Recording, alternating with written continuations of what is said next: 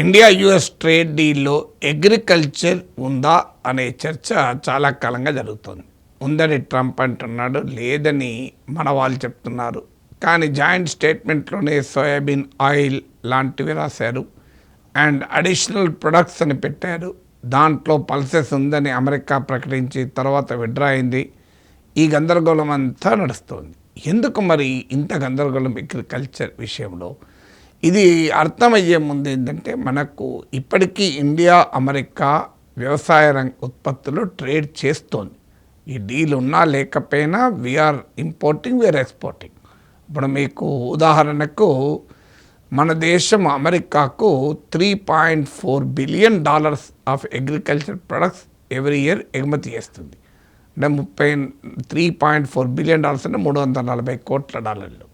మనం ప్రధానంగా cashew, spices, mangoes, అలాగే basmati rice, fresh and processed fruits, vegetables అమెరికాకు ప్రధానంగా ఎగుమతి చేస్తాం. సో మనము కూడా దిగుమతి చేసుకుంటాం అమెరికా నుంచి.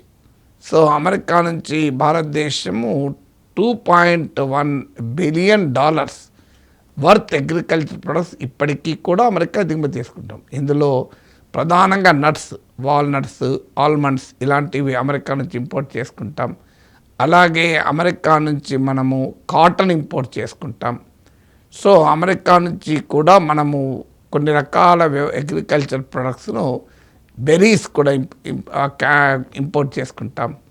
సో అందువల్ల ఇండియా అమెరికా అగ్రికల్చర్ ట్రేడ్ లేదని కాదు, కానీ అది చాలా పరిమితంగా ఉంది. కంపారిటివ్లీ చాలా లిమిటెడ్గా ఉంది. ఇప్పుడు మనము $340 crore అగ్రికల్చర్ ప్రొడక్ట్స్ ఎక్స్పోర్ట్ చేస్తే కేవలం 210 crore, $2.1 billion worth agriculture products America నుంచి దిగుమతి చేసుకుంటాం. అంటే మనకే సర్ప్లస్ ఉంది $1.3 బిలియన్. మనమే $130 crore మనం ట్రేడ్ సర్ప్లస్ అగ్రికల్చర్ రంగంలో ఉంది. సో అందువల్ల కానీ ఈ ట్రేడ్ డీల్ వల్ల ఏం జరుగుతుంది అంటే, మనం జీరో డ్యూటీకి అమెరికా ఉత్పత్తుల్ని దిగుమతి చేసుకోవాల్సి ఉంటుంది. ఇప్పుడు అదే మనకు పెద్ద ఛాలెంజ్గా మారే అవకాశం ఉంది.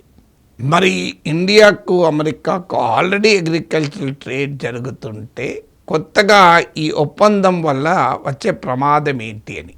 అయితే ఈ ఒప్పందంలో అగ్రికల్చర్ లేదని మన నాయకులు చెప్తున్నారు, కానీ క్లియర్గా జాయింట్ స్టేట్మెంట్లోనే ఉంది.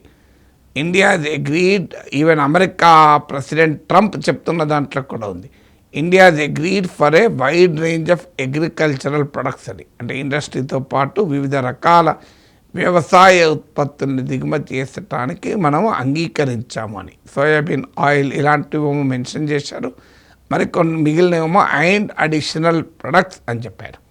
సో ముఖ్యంగా ఇష్యూస్ ఏంటంటే, ట్రేడ్ ఇప్పటికీ జరుగుతోంది, కానీ తేడా ఏంటంటే, నేను ఇంతకుముందు చెప్పినట్లు at present $1.3 billion trade surplus agriculture రంగంలోనే ఇండియాకు ఉంది.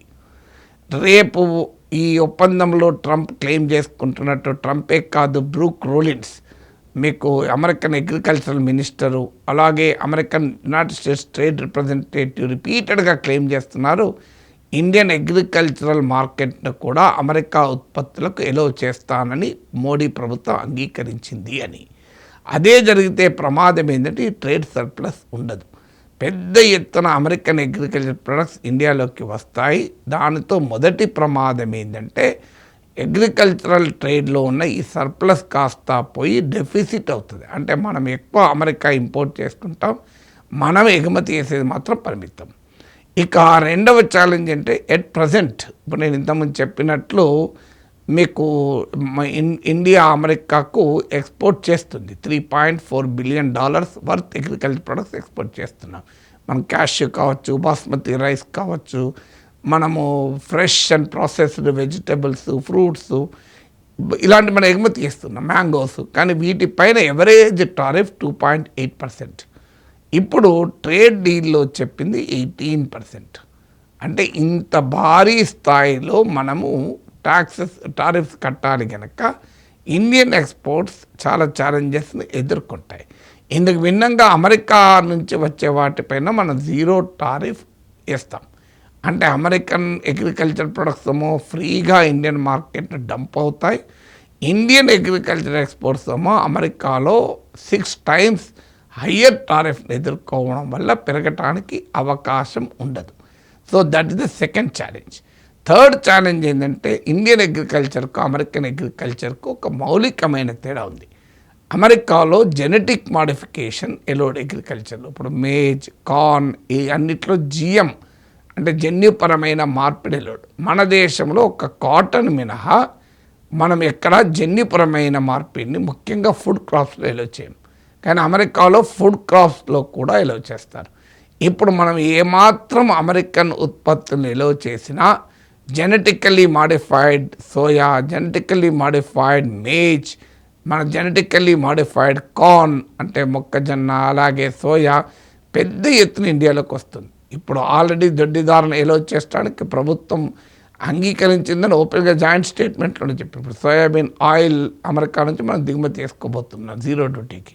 సోయాబీన్ ఆయిల్లో సోయాబీన్ లేకుండా ఉంటుందా? అది అగ్రికల్చర్ ప్రొడక్ట్ కాదా?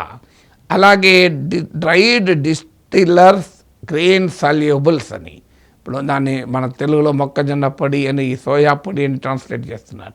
ఇదేంటంటే ఎనిమల్ ఫీడ్, పశుగ్రాసంగా వాడతారు.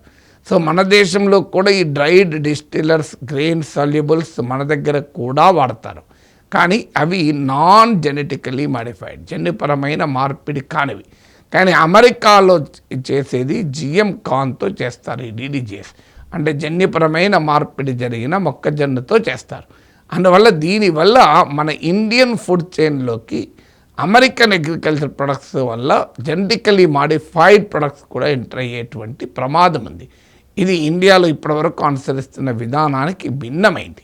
4వది, అమెరికన్ అగ్రికల్చర్ ప్రొడక్ట్స్తో మన రైతాంగం పోటీ పడడం సాధ్యమే కాదు. మీకు దీనికి అనుభవం మనకు 1990sలో వరల్డ్ ట్రేడ్ ఆర్గనైజేషన్ వచ్చిన సమయంలో భారతదేశ అప్పటి ప్రభుత్వము అమెరికన్ ఒత్తిడికి, WTO ఒత్తిడికి తలవంచి పామాయిల్ వంట నూనెల దిగుమతుల్ని ఎలో చేసింది.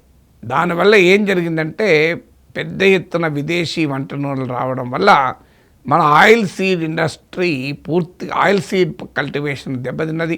ఆయిల్ సీడ్స్ నూనె గింజలు పండించే రైతులు దివాలా తీశారు. వంట నూనెల దిగుమతుల పైన ఆధారపడే దేశంగా భారతదేశం మారిపోయింది. అంటే సెల్ఫ్ సఫిషియన్సీ, స్వావలంబన, స్వయం సమృద్ధి పోయి దిగుమతుల పైన ఆధారపడేటువంటి స్థితి తీసుకొచ్చారు. సో ఎందుకు దీనికి కారణం ఏంటంటే American agriculture is heavily subsidised. ఇప్పుడు మీకు అమెరికన్లో టోటల్గా 18,60,000 ఫార్మర్స్ ఉన్నారు. కేవలం 18,60,000 రైతులు ఉన్నారు. మన దేశంలో సుమారు 15 కోట్ల మంది రైతులు. సో రైతులుగా సెన్సస్ లెక్కల్లో ప్రకటించుకున్న వారు 14.9 crore, 15 కోట్ల మంది. సో మీకు అగ్రికల్చర్ అనేది ఏ రకంగా మన దేశంలో జీవనోపాధి దీన్ని బట్టి అర్థమవుతుంది. ఇందులో అత్యధికము మోర్ దెన్ 2/3 5 ఎకరాల లోపు ఉన్నవాళ్ళు. సో చిన్న సన్నకారు రైతులు. మరి అమెరికాలో సగటున ఒక రైతుకు 1000 ఎకరాలు ఉంటే మన దేశంలో ఒక రైతుకు సగటున 2-3 ఎకరాలు ఉంటుంది. సో ఏ రకంగా పోటీ పడతారు?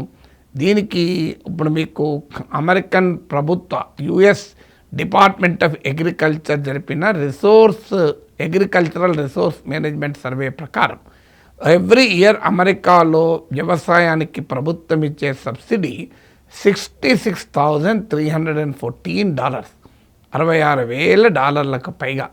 అంటే అమెరికాలో కల్టివేషన్ కాస్ట్లో 39% ప్రభుత్వ సబ్సిడీలే, 39%. మన దేశంలో ఫెర్టిలైజర్ పైన ఇతరత్ర ఇచ్చే సబ్సిడీలు కూడా not even 7% of the cost of production. అదే అమెరికాలో ఉత్పత్తి ఖర్చులో 39% గవర్నమెంట్ రకరకాల సబ్సిడీలు ఇస్తుంటే మన దగ్గర మొత్తం ఉత్పత్తి ఖర్చులో హార్డ్లీ 7% ఉంటుంది. ఇది కాక ఉత్పత్తి ఖర్చులు ఎవ్రీ ఇయర్ పెరుగుతూ ఉంటుంది. మరి అలాంటప్పుడు అమెరికా రైతాంగంతో మన వ్యవసాయదారులు, మన రైతులు ఎలా పోటీ పడగలుగుతారు? ఇక 5వది, ఇండియా US ట్రేడ్ డీల్లో నాన్ టారిఫ్ బ్యారియర్స్ను కూడా తొలగిస్తామని పేర్కొన్నారు. నాన్ టారిఫ్ బ్యారియర్స్ కింద ఏ వస్తాయి? ఇప్పుడు మీరు కోటాస్ ఉంటాయి, ఇంతవరకే మేము ఇంపోర్ట్ చేసుకుంటామని. దాంతోపాటు మీరు అగ్రికల్చర్కి రిలేటెడ్గా ఉన్నది మన రైతులకు ఇచ్చే మినిమం సపోర్ట్ ప్రైస్, అలాగే మన పబ్లిక్ డిస్ట్రిబ్యూషన్ సిస్టమ్ ద్వారా ప్రజలకు ఇచ్చే చౌక ఆహార ధాన్యాలు. చాలా కాలంగా అమెరికా WTOలో ఫైట్ చేస్తోంది. ఇండియా ఈ పబ్లిక్ డిస్ట్రిబ్యూషన్ సిస్టమ్ ద్వారా చీప్ ఫుడ్ గ్రెయిన్స్ ప్రజలకు ఇచ్చేటువంటిది ఎత్తివేయాలి. మినిమం సపోర్ట్ ప్రైస్ ఇచ్చి రైతుల దగ్గర ఫుడ్ కార్పొరేషన్ ఆఫ్ ఇండియా కొంటున్నది ఎత్తివేయాలి అని ఒత్తిడి చేస్తున్నారు. ఎందుకంటే అది ట్రేడ్ డిస్టార్టింగ్ సబ్సిడీ, అది నాన్ టారిఫ్ బ్యారియర్స్. దీనివల్ల అమెరికా ఇతర దేశాలు అగ్రికల్చర్ పోటీ పడడం లేదు అని వాదిస్తూ వచ్చాయి. ఇప్పటి వరకు మన ప్రభుత్వాలు రైట్ టు ఫుడ్ అనేది ఫండమెంటల్ రైట్, మేము ఎలో చేయం అంటున్నారు. కానీ ఇప్పుడు ఇండియా US ట్రేడ్ డీల్లో రాసుకున్న నాన్ టారిఫ్ బ్యారియర్స్ క్లాస్ వల్ల డెఫినెట్గా మన ఫుడ్ సెక్యూరిటీ ప్రమాదంలో పడుతుంది, రైతులకు వచ్చే ఇన్కమ్ సెక్యూరిటీ ప్రమాదంలో పడుతుంది. ఇప్పటికే మినిమం సపోర్ట్ ప్రైస్ అరకొరగా ఉంది. ఇప్పుడు ఈ ట్రేడ్ డీల్ వల్ల ఆ అరకొర కూడా ఉండకపోయే ప్రమాదం ఉంటుంది. అందువల్ల ఇండియన్ అగ్రికల్చరల్ మార్కెట్స్లోకి అమెరికన్ కంపెనీస్ని ఎలో చేయడము అంటే it is a big impact, చాలా నెగిటివ్ ఇంపాక్ట్ మన దేశం పైన ఉంటుంది అన్న దానిలో ఎలాంటి సందేహము లేదు.